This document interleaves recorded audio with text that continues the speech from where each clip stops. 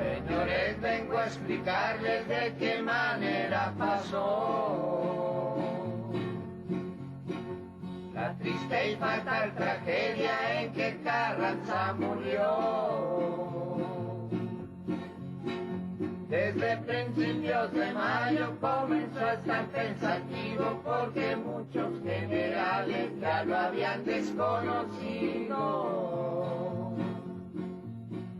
Al acercarse las elecciones presidenciales de 1920, Venustiano Carranza era más que nunca un hombre rebasado por el tiempo. El país era un caos y las circunstancias se le vinieron encima. Levantamientos, fermentos políticos, inquietud social, desastre económico, epidemias, hambre, huelgas. Para colmo, una buena parte de la nueva clase política usufructuaba los puestos públicos como propiedad privada. El viejo no roba, pero deja robar, se llegó a decir. Y el neologismo carrancear discurría como sinónimo de robar. Desde junio de 1919, Álvaro Obregón había lanzado su candidatura presidencial a través del Partido Revolucionario Sonorense y meses después fue respaldado por el Partido Liberal Constitucionalista y el Partido Cooperatista.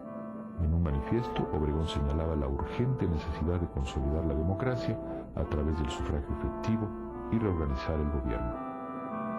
Carranza, quien pretendía acabar con el militarismo, cometió un doble error de índole política: dar la espalda a Obregón, quien había sido el triunfador militar del movimiento armado, y promover la candidatura del embajador en Washington, Ignacio Bonillas. Imponen a un sucesor, ha causado siempre mal, pues los gobiernos no eligen, y es de su fin la señal. Su designación resultó tan disparatada que la opinión pública lo bautizó como Flor de Té, haciendo referencia a una canción popular de la época porque nadie sabía ni quién era ni a dónde podía ir. A principios de 1920 el poder real no lo ostentaba ya Carranza y mucho menos el pobrecito Flor de Té, sino el compacto grupo sonorense que desde el cuartelazo de Victoriano Huerta y el Plan de Guadalupe había desempeñado un papel decisivo en la revolución. Nadie dentro del grupo objetaba la preeminencia de Obregón. En abril, el grupo sonorense lanza el Plan de Agua Prieta, desconoce el gobierno y reinicia por su cuenta la revolución. La lógica que para entonces guiaba los pasos de Carranza no era política, sino puramente jurídica y moral. No se trataba de salvar vidas, y menos aún la suya. Se trataba de salvar principios. Tenía el deber de conservar la legalidad obedeciendo antes que a la estrategia al destino.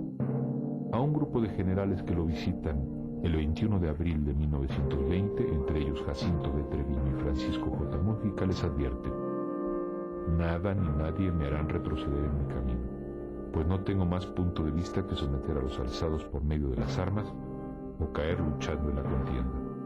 Desde 1913 tengo prestada la vida. Ante la presión de los rebeldes, decide abandonar la capital y emprender la marcha hacia Veracruz a principios de mayo.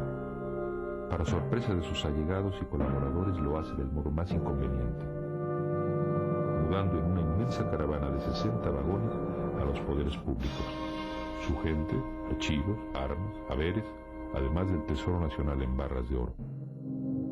El gobierno trashumante de Carranza sufre su primer revés militar en Villa de Guadalupe. No sería el último. El 14 de mayo entabla en Aljibes un tiroteo sangriento contra las fuerzas de Guadalupe Sánchez, quien, como a la mayoría de los generales, le había dado la espalda al régimen constitucional. Después de la balacera, el presidente escucha el ruego del general Francisco Murguía y monta con parsimonia un nuevo caballo. Acosada por todos los flancos, la caravana se deshace. Cortado el avance hacia Veracruz, la menguada comitiva de Carranza decide cambiar el rumbo para tratar de cruzar la Sierra de Puebla y seguir después hacia Hidalgo, la Huasteca Potosina y finalmente al norte. Solo un puñado de generales fieles lo acompaña: Mariel, Mujía, Urquizo, Barragán. Ante el naufragio, Carranza no se inmuta. Como nunca, muestra calma, fortaleza, orden. El 20 de mayo, después de 6 días de larga y penosa caminata, la caravana de 100 hombres, varios de ellos civiles, atraviesa el río Necaxa y llega a una región controlada por el general Rodolfo Herrero, antiguo rebelde que semanas antes se había acogido a la amnistía del gobierno carrancista. La obsequiosidad de Herrero persuade a Carranza para continuar hacia Tlaxcalantongo.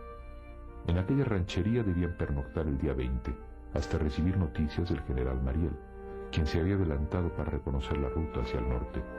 A la 1 de la mañana, Herrero se va con algún pretexto. Carranza, que usualmente podía dormir en cualquier lado, está inquieto.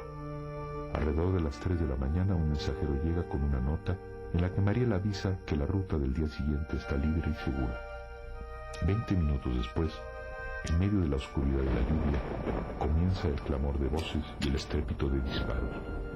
Arrastrándose como reptiles, los hombres de Herrero alcanzan la esquina exacta del jacal donde duerme Carranza. Sobre lo que ocurrió a partir de ese instante, hay varias versiones.